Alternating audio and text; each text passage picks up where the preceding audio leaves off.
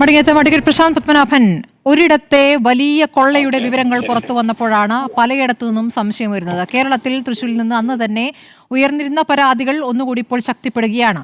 ഇനി അതിലൊരു പരിശോധന എത്രത്തോളം സാധ്യമാണ്?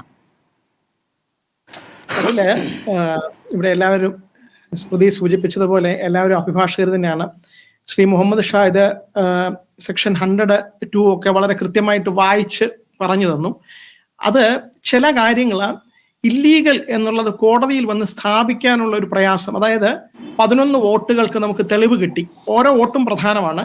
അതില് 11 വോട്ടുകള് വേറൊരു സ്ഥലത്ത് താമസിക്കുന്ന ആളുകളെ തെറ്റായിട്ട് ചേർത്തു എന്ന് തെളിവ് കിട്ടിയാൽ കോടതിയിൽ 45 ദിവസത്തിനകത്ത് പോയിട്ട് ഇത് മെറ്റീരിയലി അഫക്ട് ചെയ്യാന്ന് പറഞ്ഞാൽ ഈ വോട്ടുകള് അവിടെ സുരേഷ് ഗോപിക്ക് കിട്ടിയില്ലായിരുന്നെങ്കിൽ അദ്ദേഹം തോറ്റുപോകുമായിരുന്നു എന്ന് സ്ഥാപിക്കാൻ വളരെ പ്രയാസമാണ്. അതിന്റെ എവിഡൻസ് കൊടുക്കാനും ഈ തെളിവുകളെല്ലാം അടച്ചുപൂട്ടി വേണം ഇലക്ഷൻ കമ്മീഷനിൽ ഇലക്ഷൻ പെറ്റീഷൻ ഹൈക്കോടതിയിൽ ഫയൽ ചെയ്യുമ്പോൾ എല്ലാ പോസിബിൾ ആയിട്ടുള്ള കണ്ടൻഷൻസും എടുത്ത് അഫിഡവിറ്റ് ഒക്കെ വളരെ കൃത്യമായിട്ട് പാലിച്ചുകൊണ്ട് കൊടുത്തു കഴിഞ്ഞാലേ കോടതിയിൽ അത് നിൽക്കത്തുള്ളൂ.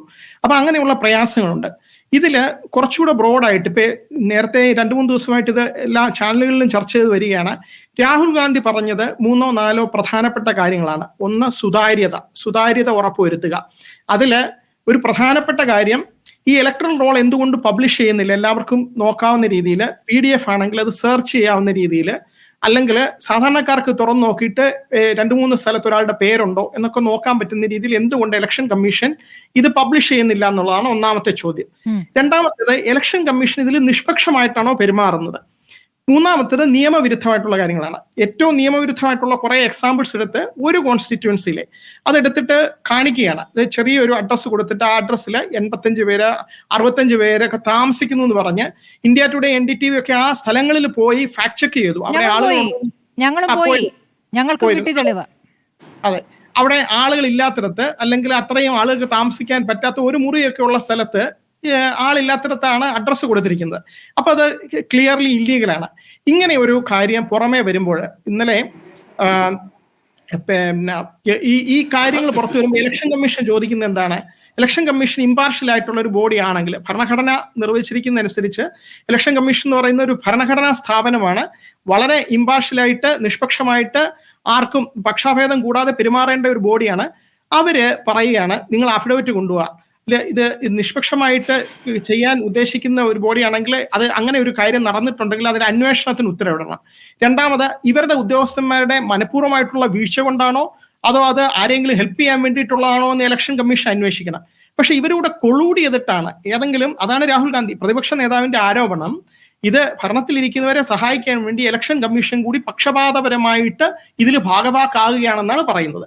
ഇനി സ്മൃതി ഒരു ചോദ്യം കൂടെ, ഇലക്ട്രൽ റോള് വീണ്ടും പിന്നെ അതില് മാറ്റങ്ങൾ വരുത്താൻ ഇലക്ഷൻ കമ്മീഷന് അധികാരമുണ്ടോ, അതില് ഡൈലൂട്ട് ചെയ്ത് കൊടുക്കാവോ എന്ന് ചോദിച്ചത്. സെക്ഷൻ 21(3) പറയുന്നത് സ്പെഷ്യൽ ആയിട്ടുള്ള സർക്കംസ്റ്റൻസിൽ ഏത് സമയത്ത് വേണമെങ്കിലും ഒരു സ്പെഷ്യൽ റിവിഷൻ നടത്താൻ പറ്റും എന്നാണ് ഇലക്ഷൻ കമ്മീഷന്. അപ്പൊ അങ്ങനെ സ്പെഷ്യൽ സർക്കംസ്റ്റൻസസ് എന്താണെന്നുള്ളത് തെളിയിക്കണ്ടേ? ഇല്ല, അതാണ് അവിടെ ഭരണത്തിലിരിക്കുന്നവരെ ഇതൊരു എക്സിക്യൂട്ടീവ് അധികാരമാണ്. അപ്പം ഇലക്ഷൻ കമ്മീഷന് ഭരണഘടനാപരമായിട്ടുള്ള അവകാശങ്ങൾ, അധികാരങ്ങൾ കോടതികൾ പറയുന്നത്. ഇന്ന് ഗൗരവ് ഭാട്ടിയ BJPയുടെ സ്പോക്സ് പേഴ്സൺ ഒരു പ്രസ് കോൺഫറൻസ് നടത്തി.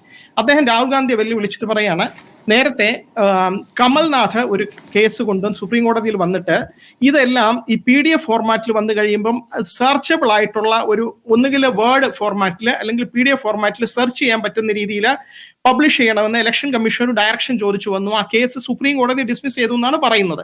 ശരിയാണ്. അവിടെ സുപ്രീം കോടതി പറയുന്നത് എന്താണ്? ഇലക്ഷൻ കമ്മീഷൻ ഒരു ഇൻഡിപെൻഡന്റ് ബോഡിയാണ്, ഇവർ ഇമ്പാർഷ്യലായിട്ട് പെരുമാറുമെന്ന് ഞങ്ങൾ പ്രതീക്ഷിക്കുന്നു. ഇലക്ഷൻ കമ്മീഷൻ പറഞ്ഞ റീസൺസ്, ഇത് സെർച്ചബിൾ ആയിട്ടുള്ള ഒരു PDF ഫയലായിട്ട് കൊടുക്കാൻ കഴിയുന്നില്ല, JPG ഫോർമാറ്റിൽ, അതായത് പിക്ചർ ആയിട്ടാണ് കൊടുക്കുന്നത്, അത് എളുപ്പത്തിൽ സെർച്ച് ചെയ്യാൻ പറ്റില്ല. അതിന്റെ പുറകിൽ ഒരു ദുരുദ്ദേശം ഉണ്ടെങ്കിൽ കണ്ടുപിടിക്കാൻ വലിയ പ്രയാസമാണ്. ഇപ്പോൾ കിട്ടിയിരിക്കുന്ന രേഖകൾ സ്കാൻ ചെയ്യാൻ പോലും പറ്റില്ല, അതല്ലേ രാഹുൽ ഗാന്ധി പറഞ്ഞത്? അതാണ് പറഞ്ഞത്. അതില് ഇന്ന് BJPയുടെ പ്രതിനിധി പറയുന്നത്, BJPയുടെ സ്പോക്സ് പേഴ്സന്റെ പ്രസ് കോൺഫറൻസിൽ അദ്ദേഹം പറയുകയാണ്, ഇത് സുപ്രീം കോടതി നിരസിച്ച കാര്യമാണ്. പക്ഷെ സുപ്രീം കോടതി ഇങ്ങനെ പറഞ്ഞില്ല, ഇലക്ഷൻ കമ്മീഷൻ ഒരു കാരണവശാലും ചെയ്യരുതെന്ന് പറഞ്ഞില്ല.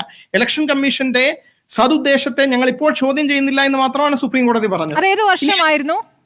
2018. 2018 പിന്നെ എന്തൊക്കെ സംഭവിച്ചു? തെരഞ്ഞെടുപ്പ് കമ്മീഷനെ തിരഞ്ഞെടുക്കുന്ന രീതി മാറിയില്ലേ? രീതി മാറി. ഇനി ഞാൻ ഒരു കാര്യം കൂടെ പറയാം. ഇവിടെ ഇരിക്കുന്ന ആളുകൾക്ക് ഒരു സാധാരണ രീതി മനസ്സിലാകുന്ന രീതിയിൽ എനിക്ക് പറയാൻ ശ്രമിക്കാം. അതായത് ഇല്ലീഗൽ അല്ലാത്ത ചില കാര്യങ്ങളുണ്ട്. ഉദാഹരണത്തിന് ഇപ്പൊ ബീഹാറിൽ ഇലക്ഷൻ നടക്കാൻ പോവുകയാണ്. ബീഹാറിൽ നിന്നുള്ള ഒരുപാട് പേര് ഡൽഹിയിൽ താമസിക്കുന്നുണ്ട്. അപ്പൊ അവിടെ കേഡർ പാർട്ടി സംവിധാനമുള്ള RSSന്റെ പിൻബലമുള്ള BJP ഇപ്പൊ ചെയ്യുന്ന എന്താണെന്ന് വെച്ച് കഴിഞ്ഞാൽ ഒരുപാട് പേരെ ഇന്റൻസീവായിട്ട് കണ്ടുപിടിക്കുകയാണ്. അപ്പൊ ലക്ഷക്കണക്കിന് ആളുകൾ ഡൽഹിയിലെ ജോലിക്ക് വേണ്ടിയിട്ട് മൈഗ്രേറ്റ് ചെയ്തിട്ട് തൊഴിലാളികളൊക്കെ ആയിട്ട് ജോലി ചെയ്യുന്നവരെല്ലാം അവരെ പോയി കണ്ടുപിടിച്ച് തെരഞ്ഞു പിടിച്ച് അഡ്രസ് നോക്കി അവരോട് പറയാണ് നിങ്ങൾ ബീഹാറിൽ വന്ന് വോട്ട് ചെയ്യണം. അതിനകത്ത് ഇല്ലീഗാലിറ്റി പറയാൻ പ്രയാസമാണ്. പിന്നെ രണ്ടാമത് അവർ ചെയ്യുന്നത് എന്താണെന്ന് വെച്ച് കഴിഞ്ഞാൽ ഈ ഇമ്പാർഷ്യൽ എന്ന് പറയുന്ന ബോഡി ഇലക്ഷൻ കമ്മീഷൻ ചെയ്യാണ്. നമ്മൾ ഇലക്ഷൻ ഒരു സമയം അവിടെ ഛത് പൂജ എന്ന് പറഞ്ഞൊരു സംഭവം ഉണ്ട് ബീഹാറിൽ. അത് സൂര്യ ആ സമയത്തേക്ക് ഇലക്ഷൻ പ്രഖ്യാപിക്കുകയാണ്. അത് ഈ വർഷം ഒക്ടോബർ 25 മുതൽ 28 വരെയാണ്. ബീഹാറിലെ ഇലക്ഷന്റെ ഡേറ്റ് വന്നിട്ടില്ല. ഡേറ്റ് മിക്കവാറും ഏകദേശം ആ ഒരു സമയത്തായിരിക്കും, ഒക്ടോബർ നവംബറിലായിരിക്കും. അപ്പൊ ഛത് പൂജ സംബന്ധിച്ച് ഡൽഹിയിൽ നിന്ന് സ്പെഷ്യൽ ട്രെയിൻ ഏർപ്പെടുത്തുകയെന്ന് വിചാരിക്കുക. സ്പെഷ്യൽ ട്രെയിൻ എല്ലാവർക്കും ബീഹാറിലേക്ക് പോകാനായിട്ട്. പിന്നെ അവിടെ ഒരു സീതാദേവിയുടെ ഒരു അമ്പലം ഉദ്ഘാടനം ചെയ്തു. പ്രധാനമന്ത്രിയും ചീഫ് മിനിസ്റ്ററും പോയിരുന്നു. അവിടെ എന്തെങ്കിലും ഒരു പൂജ നടക്കാൻ ചാൻസ് ഉണ്ട്. ഇതുപോലെ ഒരു സ്പെഷ്യൽ ട്രെയിൻ വരാം, അവധി കൊടുക്കാം, ഇവിടുന്ന് ആൾക്കാർക്ക് അവിടെ പോകാൻ സൗകര്യം വരാം. ഇതെല്ലാം ഇല്ലീഗൽ ആണോ എന്ന് ചോദിച്ചാൽ ഇല്ലീഗൽ അല്ല. സിസ്റ്റമാറ്റിക് ആയിട്ട് വളരെ ചെയ്ത് അതിനകത്ത് നമുക്കുള്ള ആകെ ആശ്രയം എന്ന് പറയുന്നത് സിസ്റ്റമാറ്റിക് ആയിട്ടുള്ള തന്ത്രങ്ങൾ അവിടെ പ്രയോഗിക്കപ്പെടുന്നു എന്നുള്ളതാണ്. ഏതായാലും തന്ത്രങ്ങൾ കുറെയൊക്കെ വെളിപ്പെട്ട സ്ഥിതിക്ക് ഇനി അത് കോടതിയിലേക്ക് എത്തിക്കുന്നതിന് പകരം ജനങ്ങളുടെ സമക്ഷം എത്തിക്കുക എന്നുള്ളതാണ് പ്രതിപക്ഷം മുന്നിൽ കാണുന്നത്.